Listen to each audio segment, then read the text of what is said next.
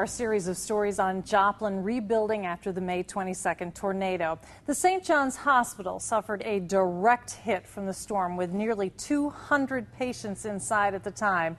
KMBC 9's Cliff Judy talked with emergency room crews who faced the harshest of circumstances. He takes us inside St. John's as the twister hit. We'd had a pretty good day. You know, it hadn't been very busy.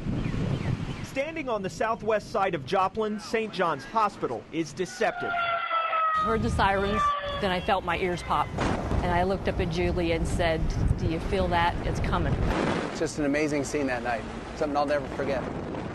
Surrounded by a city's worth of 2x4 graveyards and homes in piles, it's easy to see St. John's standing 9 stories above the rubble and think it survived May's EF5 tornado. Do not be deceived over what happened here that night. I thought for sure we'd lost a lot of patients and a lot of staff. You could just tell every floor looked like it had had a bomb go off. It was just completely and utterly decimated. It was a horror movie. Emergency room nurse Tracy Hernandez remembers covering her patient with a blanket as the tornado hit. You could feel it suck all the air out, and then things started blowing in the top of the roof, and water started coming in. The next 9 hours are a blur. We had no power whatsoever. The only thing we had was our lights from our cell phones.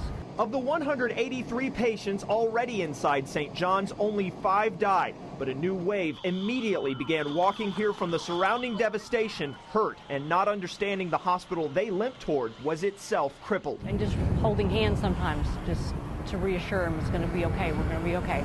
Knowing all along we didn't know whether we were going to be okay or not, but the people just kept coming in. Hernandez estimates the ER saw at least 150 walk-in patients. Inside this building, she treated a man trapped by a peeled-off roof, teenage girls in blood-red dresses who just left Joplin High's graduation, people with that rubble driven through skin. But we had people that were injured, you know, badly enough that we didn't know what happened to them. St. John stabilized and transported hundreds in the pitch dark. Everybody stood up.